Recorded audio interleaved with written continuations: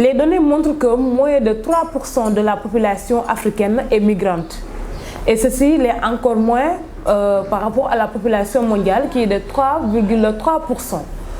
Donc bu doon ay chiffres yoo xamante ne am importance la tey bu ñu jëlee ki nga xamante moom mooy la population sénégalaise parce que c'est ce qui va nous intéresser d'une manière très concrète mu occupe aussi une place très importante dans la migration internationale.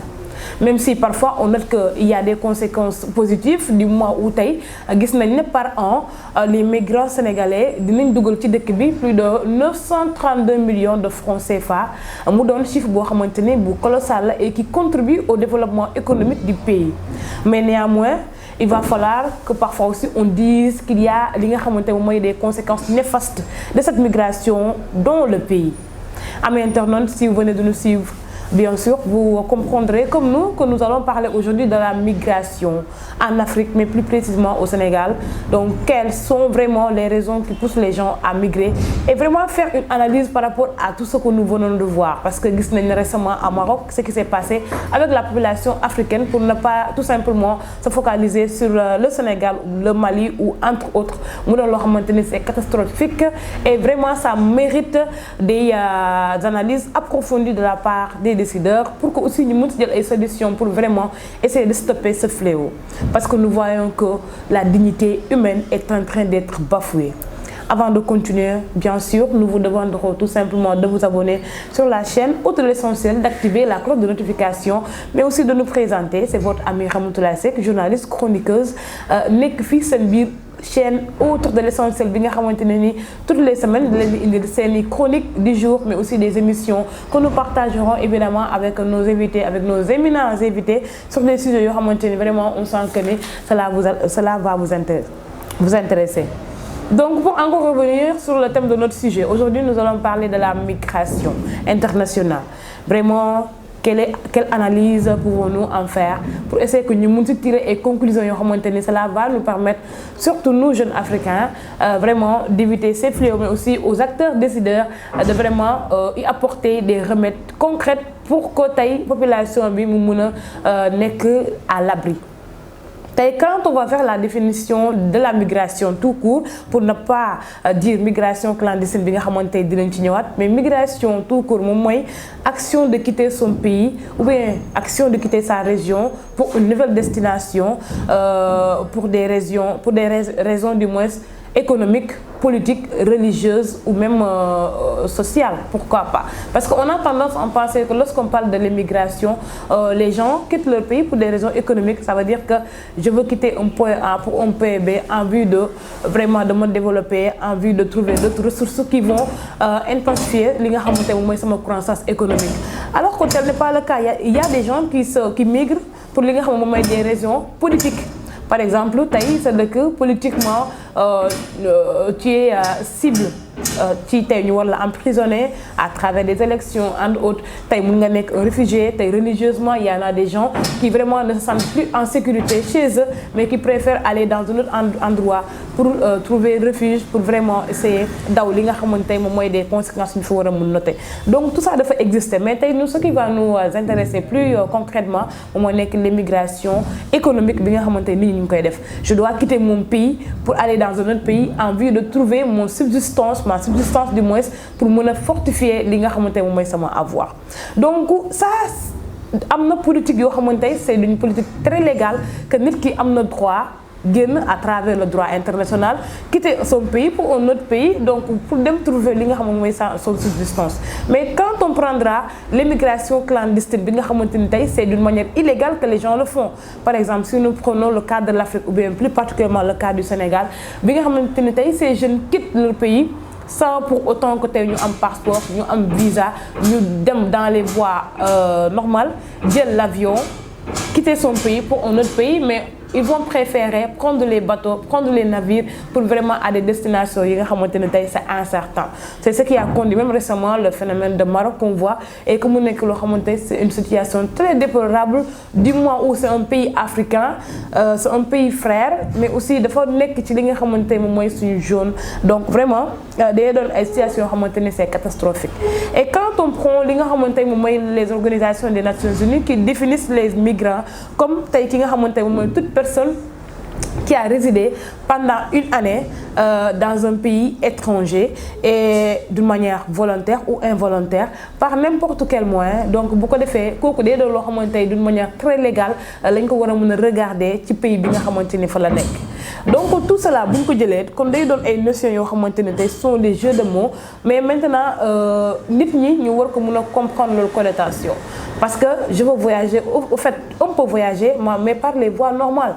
Mais quand on veut se voyager ou bien quand on veut voyager alors qu'on emprunte des chemins yoo xamante ne ça n'a pas été régi dans les normes, dans les lois qui régissent un pays et un autre, ça devient vraiment catastrophique et aussi muy indi problème yi nga xamante ne tey moom mooy am yëpp. Donc c'est important vraiment que la population africaine ñoom ñi nga xamante ne ñoom la ñuy gis le plus souvent que ñuy migrer ci loolu que ñu mun ko comprendre.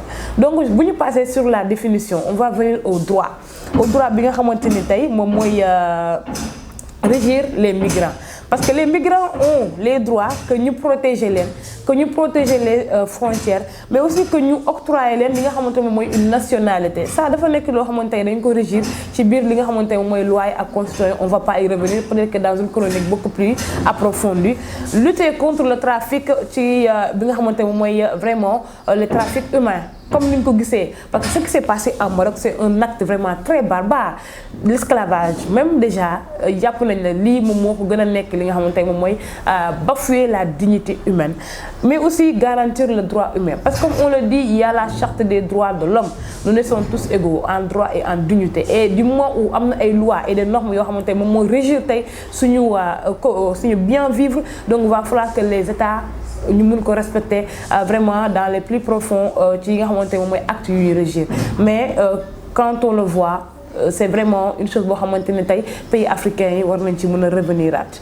Donc qu'est-ce qu'on doit faire vraiment pour essayer de stopper ce fléau?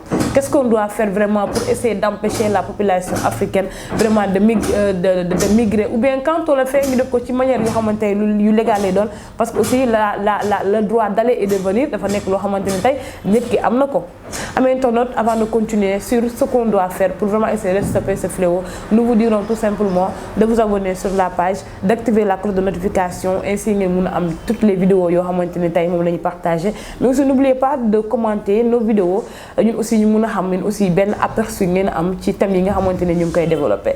Donc qu'est-ce qu'il faudra vraiment faire pour essayer de stopper ça? On a vu qu'en 2006, il y avait le président Wade qui avait mis en place le plan REVA pour dire retour à l'agriculture, pour essayer fortifier, pour essayer de miser sur l'agriculture, pour vraiment fixer la population africaine, plus précisément la population sénégalaise, pour que nous puissions développer le secteur primaire, l'agriculture.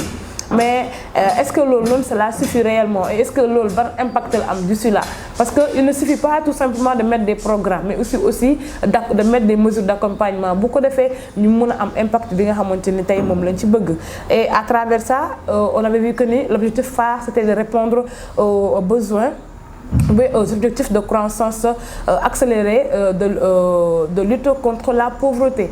Parce qu'on voit qu'aussi en Afrique, même si vraiment la réalité montre tout autre, le secteur primaire est le secteur le plus important parce que la majeure partie de la population surtout ceux qui sont dans le monde local. Donc il va falloir que vraiment que nous misions sur ça, essayer de donner espoir à la jeunesse bu ko defee ñoom aussi kenn ku nekk nga mun a am ci lenn li nga xamante di nga ci yëngu nga mun ci mën a tirer li nga xamante moom mooy sa subsistance. Deuxièmement, il va falloir vraiment que nous promouvoir et soutenir le projet entrepreneurial bi nga xamante ni tey moom la jeune de mettre en place. Ça ainsi qu'on pourra vraiment donner l'espoir à d'autres jeunes que nous savons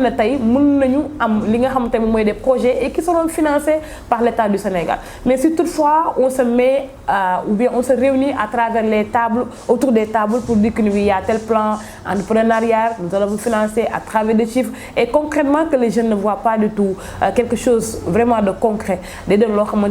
Ça les pousse à dire que le gouvernement ne fait que théoriser mais qu'il va falloir sortir pour essayer de trouver autre chose et ailleurs.